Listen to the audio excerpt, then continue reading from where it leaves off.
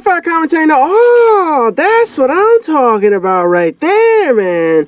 Bioshock. Yeah, we going out with a bang in this motherfucker. Man, hip-hop commentary number 398. Mi2Lethal has sent in Bioshock. It's got to be the original, right?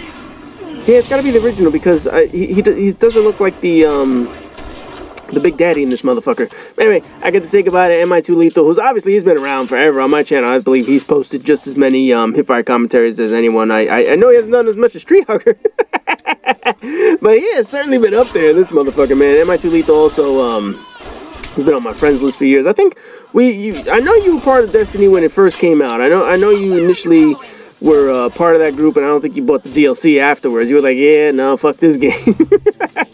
So I don't think we played together in a long ass time, but I'm pretty sure you were there at the beginning of this motherfucker. But anyway, getting into this game, I have said this plenty of times, but Bioshock had to have one of the most unique and probably the best campaigns on last generations of console, and that includes competing with the likes of The Last of Us. I do think I have to rank The Last of Us ahead of it, but I know when I did a question and answer session a long time ago, maybe one of my first or my second ones, one of the questions that I asked or got asked was, what do I think the best campaign in any video game has been? And I said Bioshock, and there was almost no hesitation. Over Uncharted, over Grand Theft, it did not matter. Bioshock nailed it. It absolutely nailed everything about video games, and particularly the campaign. And I think I've said this a couple times, and I've probably said this during my Goodbye PlayStation video. Bioshock has an extra character that is like a hidden character. It's essentially the world itself, Rapture. For those who don't know what the game was, this is made in the 1950s. Or it's set in the 1950s in a way, and essentially it created this utopian world underneath the water where the guy who built the place didn't want to be part of any kind of government at the time. The government, they said, between capitalism, they take your taxes, between communism, they take your gains. So he wanted none of that. He just wanted a free-thinking, free-wielding world where you don't have to worry about anyone taking your money. You make what you earn, you keep what you claim. And the idea was cool, and he said the only way of doing it was to make this underground world where he could do whatever he wanted. And in making this underground world, scientists pushed the boundaries of whatever they were able to do, and they were able to create these little girls that had superpowers, and you see he has superpowers and shit like that. It's very complicated. But what I said in that video, I believe, was that the world itself, the place that's called Rapture, this underground environment, I said this was pretty much a character on its own, because you just don't see any vibrant worlds like this in video games. This was geniusly thought out. I mean, from top to bottom, the idea. Is that a Big Daddy right there? I can't tell. Supposed to beat shit up. What the fuck are you doing? I can't even tell what the hell. Photo not take. I remember they had to do some type of photo research or some shit like that. I don't remember what the whole detail of that shit was. I haven't played the shit in what, 10 years? I mean, it's been a while since I actually played this motherfucker, man. But I'll talk about the Big Daddy in a second, because we were able to get around him pretty easily. But essentially, in playing this game, you realize that this was an absolutely amazing, top-to-bottom, done campaign with twists involved, with excellent types of enemies, with a storyline that really made you think about how you view the world and shit like that. You're going at him with just a shotgun? Oh, I never used that what were they called? Tonics? Yeah, they were called tonics. I never used that one. I'll tell you right now how I got through the whole game. But essentially, these guys right here, they protect these little girls, what they call it, little sisters or something like that. I forgot what their names was. Implanted in each one of these girls is some kind of sea slug, and the sea slug is what gives them their powers. And all of these bad guys that you see are called splicers, are people who had their genes modified, but they went horribly wrong, and they want to get the slugs out of the little girls because those are superpowered, and they're addicted to the shit. It's just fantastically done when you actually read about how this world was created. And these big daddies right here, the guys in the submarine suits, are the ones that protect them. They're bonded to them through this sea slug and the process that the doctor went through to pretty much brainwash them.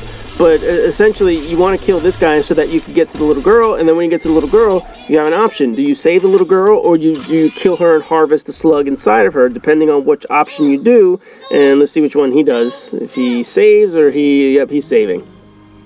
So essentially, by saving her, you free them of that zombie kind of trance that they're in. If you harvest them, then that means you take the slug that's inside of them that everyone else is after, and you make yourself more powerful in the process. You get all the way to the end, and you just realize, man, this is a pretty goddamn cool concept. Just unique. Everything top to bottom was just well done. And that's why I say I believe it was the best campaign at the time, and to this day I still think it's one of the greatest campaigns that you're ever going to find in a video game. For anyone that's ever interested in playing Bioshock, I highly recommend this game. When you get into it, obviously it's a little outdated when it comes to some of the mechanics, the shooter mechanics and things like that, but when you get past that and you understand that the story is going to engulf you in the way that it presents itself, it keeps this 50s theme in the background and the artwork, and it's just as dark as the world is. Look at how colorful it is, and each area that you're going to go to it looks unique. Like right now he's in like the gardens area, then later there's going to have this ice world or whatever it is. You're going to find that you have to go through all these underground tunnels. I mean, top to bottom, done right. So in any event, how I got through this whole fucking game, I pretty much cheesed the shit. You see right there, the electro bolts? I pretty much used the electro bolt the entire time. I would shock something and then run up and beat it with a wrench. That's it. So right now what he's using some kind of decoy, and then after things get distracted by the decoy, he goes in and then he goes for the kill. He shoots it, whatever. I never did that. I just used the wrench. All I did was I shocked every single enemy, went up to them, and beat the living fuck out of them with a wrench. You could pretty much cheese the entire game that way, start to finish. The only ones that were the challenge were naturally these guys, which were the big daddies, and beating the big daddies wasn't too hard. Matter of fact, I thought they were some of the easiest, because the way that I would beat them, once you got towards, I forgot what part of the game, maybe the middle of the game, you got this weapon called a trap bolt. The trap bolt basically sets exactly that, a trap, where you put like a tripwire, if you think about it.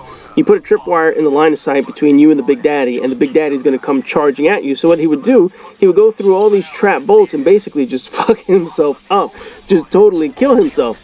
By doing that, that allows you to kill him pretty damn easy. And as he's getting killed by the trap bolts, as he's getting shocked and set on fire and all this other shit, if you have any other top tier weapon, he was using a shotgun before, if you have a top tier like a rocket launcher or a grenade launcher, those work perfectly fine. But I can tell you right now, the trap bolts kill the majority of the big daddies.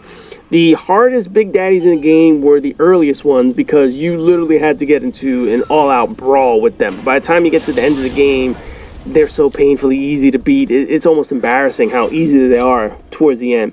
But in any event, it goes through the story. You get all the way to the end, you realize the incredible twist that they came up with, from the main character to the main villain. Oh man, it top to bottom, like I said, this game was damn near perfect. Just outright one of the best pieces of work that were ever done. Now after that, they rolled out Bioshock 2, and people consider this a very underrated game.